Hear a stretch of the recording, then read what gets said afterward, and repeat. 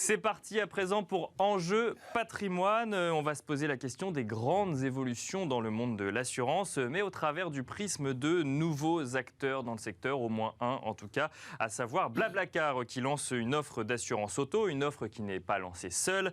Le leader du covoiturage est accompagné pour cela par l'assurance L'Olivier. Nous en parlons donc avec Gwenaël Moy, Insurance Advisor chez Blablacar. Bonjour Gwenaël Moy. Bonjour. Et nous en parlons également avec Pascal Gonzalvez, directeur général de l'Olivier Assurance. Bonjour Pascal Gonzalvez. Bonjour Nicolas. Bienvenue à tous les deux. Alors pour comprendre de quoi on parle, on va quand même commencer par parler de cette nouvelle assurance qui est lancée par Blablacar, une assurance auto. Pourquoi est-ce que Blablacar décide de se lancer dans l'assurance, Gwenaël Moy ? Ça nous semblait une prolongation assez naturelle chez Blablacar. On accorde une importance importante à la sécurité sur la route, d'une part, et d'autre part, on cherche à faire économiser au maximum sur le coût du transport pour nos membres. Et cette nouvelle offre permet de faire économiser en moyenne 263 € par an aux personnes qui souscrivent à cette nouvelle offre, tout en adoptant une nouvelle application que nous avons lancée avec notre partenaire qui s'appelle Blablacar Coach et qui permet aux conducteurs de pouvoir visualiser la façon dont ils conduisent et leur donner les moyens d'améliorer cette conduite. Donc en fait, on a atteint ces deux objectifs avec cette nouvelle offre. Alors là, vous nous avez donné beaucoup de choses dans cette première présentation. On va essayer de rentrer un peu plus dans le détail. Il y a cette volonté de faire payer moins cher, on va comprendre comment. Et il y a ce coach, effectivement. Donc en fait, on parle d'une assurance auto qui est que pour les gens qui prennent des covoitureurs ou qui sont sur la plateforme Blablacar, ou qui est plus large que ça ? Oui, elle est plus large. C'est une offre qui est ouverte à tous. D'accord. Qui est lancée en France.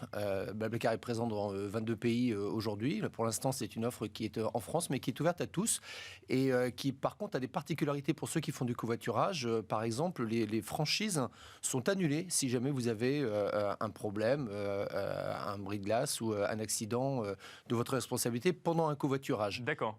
Et de la même manière, si vous avez des passagers lorsque vous avez une panne, cette offre d'assurance va vous permettre de pouvoir amener à destination finale chacune des personnes dans le véhicule, y compris les passagers. Et pourquoi ce choix ? Parce que vous connaissez bien ce modèle du covoiturage et donc du coup, l'idée c'était d'apporter un avantage aux personnes qui utilisent Blablacar, ou parce qu'il y avait un manque sur les assurances aujourd'hui quand on faisait du covoiturage ? En fait, aujourd'hui, Blablacar, c'est près de 100 millions de membres. On est présent depuis 15 ans, donc on a une bonne expérience de ce qui se passe pendant les covoiturages et nous voulions que les spécificités soient bien adressées en cas de problème. C'est pour ça que nous avons beaucoup réfléchi à de l'assurance voyage, aussi à cette assurance automobile, avec ses particularités. Et on sait que les gens qui covoiturent, en général, se comportent mieux.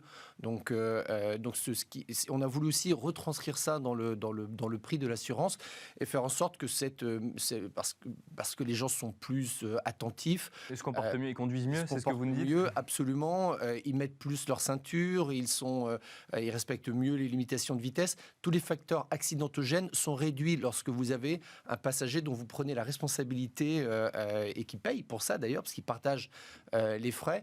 Et cette meilleure conduite, en fait, se retrouve aussi dans une moindre sinistralité, si je parle comme les assureurs. Ah, vous constatez moins de sinistres dans des voitures où il se fait effectivement du covoiturage ? Absolument. Donc nous avons fait des enquêtes là-dessus. Nous avions des offres qui existaient, qui sont remplacées par cette nouvelle offre, où nous avons pu aussi constater cela. Et donc là, ça nous permet de le retranscrire dans le prix de l'assurance. Et on va au-delà. Donc tout ça, ça se retrouve aussi dans cette nouvelle application. Et on donne la possibilité à d'autres personnes, pas uniquement aux gens qui font du covoiturage, de pouvoir aussi améliorer leur propre conduite, même si cette application n'est pas obligatoire. On peut aussi souscrire l'offre sur cette application, mais elle permet d'avoir des réductions supplémentaires, parce qu'elle reflète la volonté de mieux conduire. Alors on va en parler effectivement de cette application et notamment du fait de connecter la conduite à l'assurance. Juste avant cette application, elle a été lancée avec l'assurance L'Olivier. On dit L'Olivier Assurance ou l'assurance Olivier, c'est pareil ? L'Olivier Assurance. L'Olivier Assurance. Pourquoi on comprend bien que Blablacar n'est pas un acteur de l'assurance, donc il fallait un partenaire. C'était vous, L'Olivier Assurance. Pourquoi est-ce que vous êtes allé du coup sur ce nouveau type d'offre et notamment avec d'un côté cette assurance classique, alors avec une promesse de prix, mais surtout qui est connectée, quelque chose qu'on a beaucoup vu dans l'actualité, mais pas forcément dans les faits en France, encore qu'il y a d'autres acteurs qui le proposent aujourd'hui. Mais voilà, pourquoi être allé sur ce type d'assurance ? Alors tout d'abord, nous sommes ravis de faire le partenariat avec Blablacar, qui est un gros acteur des nouvelles mobilités. On a réfléchi durant plusieurs années sur la possibilité de faire de l'assurance connectée chez l'Olivier. Et après plusieurs réflexions stratégiques, on a souvent décidé de ne pas le faire. D'accord. Au départ, on a pensé, à travers toutes les enquêtes d'opinion consommateur, que ce n'était pas le moment sur le marché. D'accord. Sur le marché français ou sur le marché ? Sur le marché français, c'est important parce que la tendance est très différente sur le marché britannique, très différente en Italie ou aux États-Unis. En France, on s'est rendu compte que le frein essentiel aux offres qui existaient, et peut-être qu'on peut résumer ça sous deux offres différentes, une qu'on appelle le Pay as you drive, c'est un peu l'assurance au kilométrage, donc un forfait de base. Et plus on conduit, plus on va payer, plus on va faire de kilomètres. Donc ça, c'est le Pay as you drive.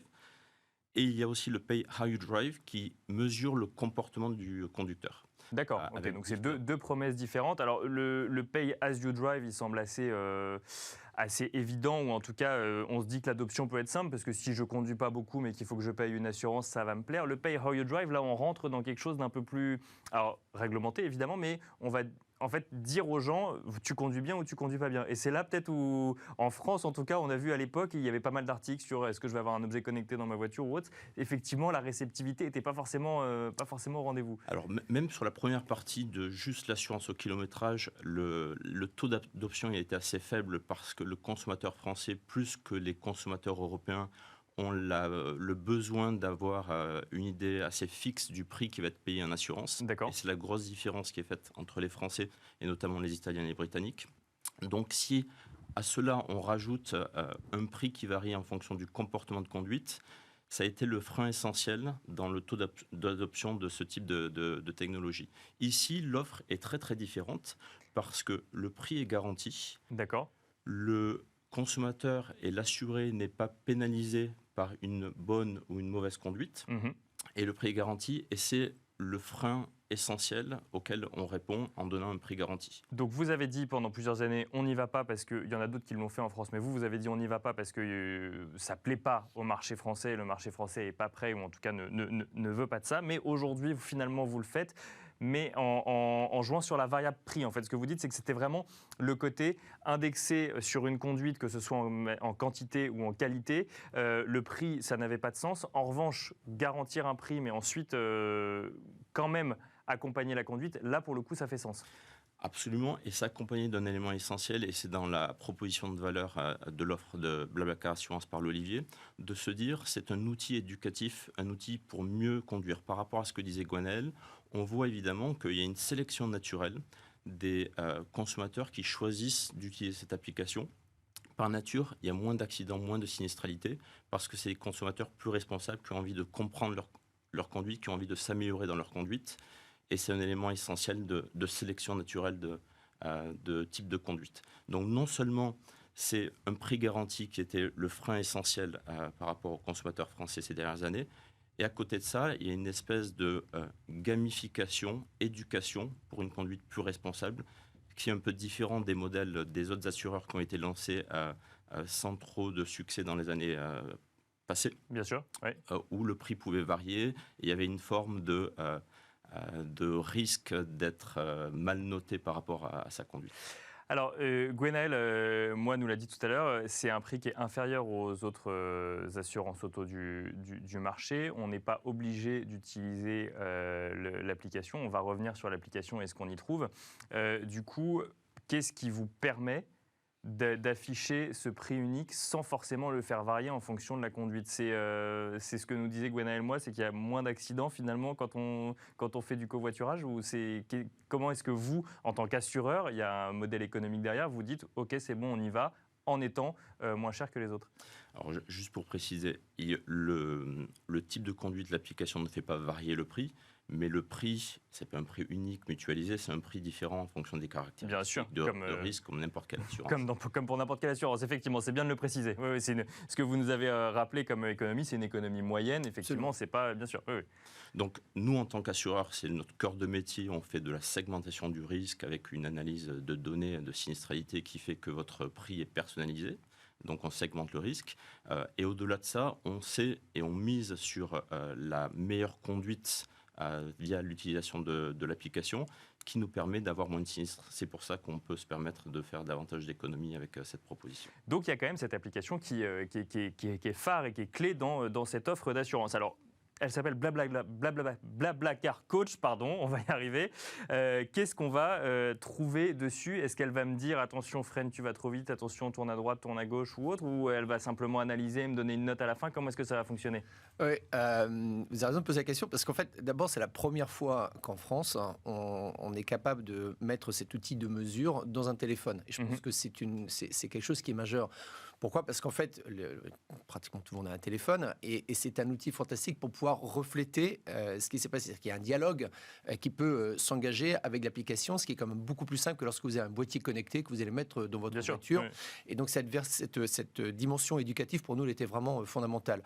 Ensuite, oui, et puis il y a quand même un petit détail, c'est que le boîtier il est toujours là, alors que l'application, on la lance ou on la lance pas. Donc, on a quand même une action sur la décision de lancer le coach ou pas. Absolument. Et d'ailleurs, on peut paramétrer si on a fait un voyage, on n'était pas le conducteur, on peut dire, bah non, là, c'est pas moi qui ai conduit. C'est pas moi l'accident. Éventuellement, on va pas souhaiter ça, mais donc déjà, ça change de dimension lorsqu'on passe cet outil qu'on appelle de télématique à l'intérieur du téléphone. Donc, on a vraiment fait le tour du marché. On a été voir dans l'ensemble des pays où nous sommes présents quelles étaient les technologies qui étaient disponibles.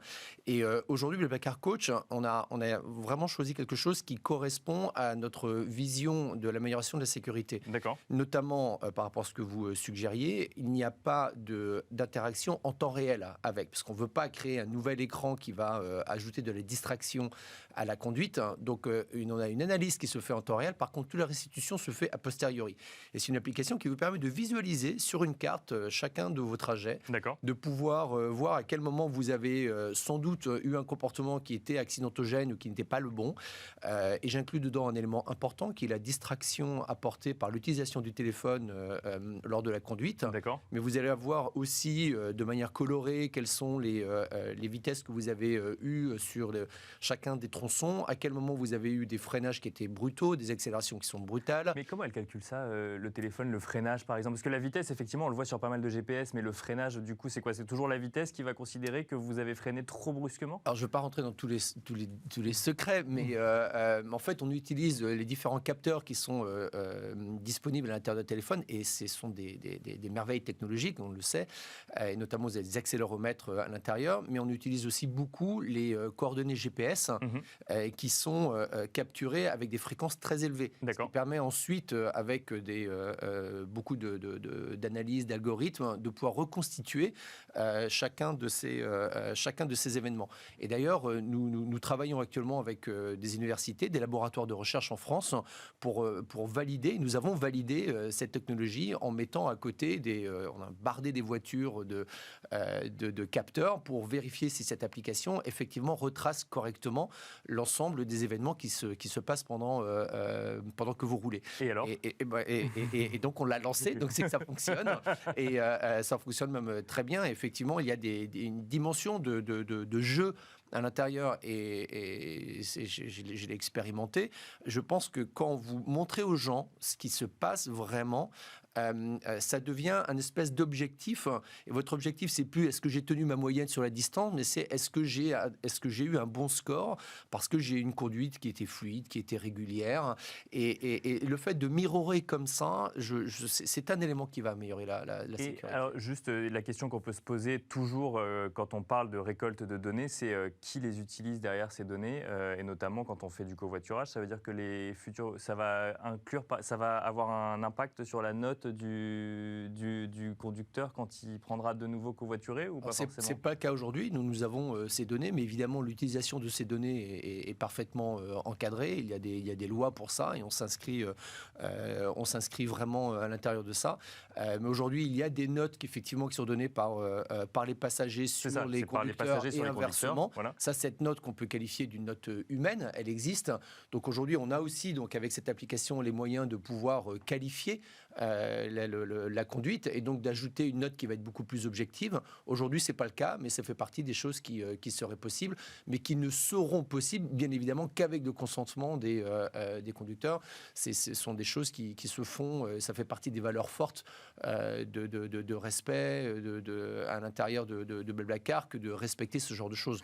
Alors, un mot rapide également, c'est quand on passe son permis, on nous parle souvent d'éco-conduite. Là, c'est aussi quelque chose que vous mettez en avant sur le coach. C'est non seulement on parle de sécurité routière, mais on parle aussi de respect de l'environnement ou en tout cas d'une conduite un peu plus respectueuse de l'environnement. Absolument. Blablacar fait partie des entreprises qui sont positives en termes d'émissions de CO2 et donc on s'inscrit là dans ce mouvement.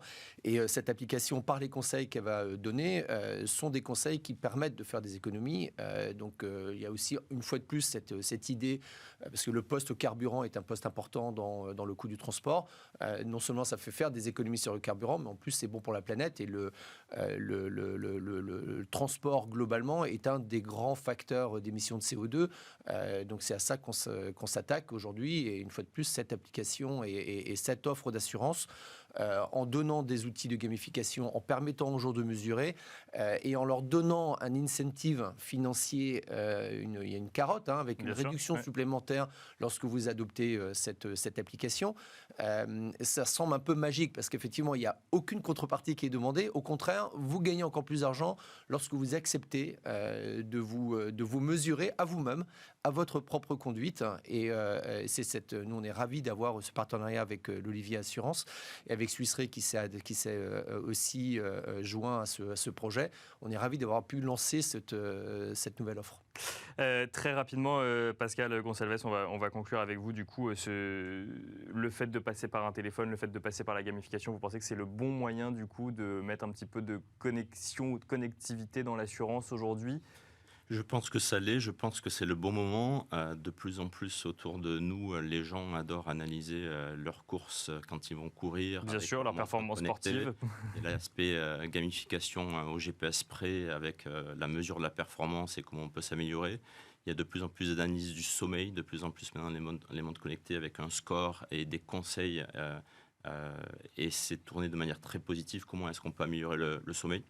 Je pense qu'on cherche à faire la même chose. Comment est-ce qu'on peut améliorer la conduite ? Comment est-ce qu'on peut améliorer les comportements responsables au volant ? Et on est ravis de participer à ce changement dans les mentalités. Merci beaucoup Pascal Gonçalves. Je rappelle que vous êtes directeur général de l'Olivier Assurance. Et merci Gwenaëlle. Moi, je rappelle que vous êtes Insurance Advisor chez Blablacar. Et quant à nous, on se retrouve tout de suite dans la deuxième partie de Smart Patrimoine.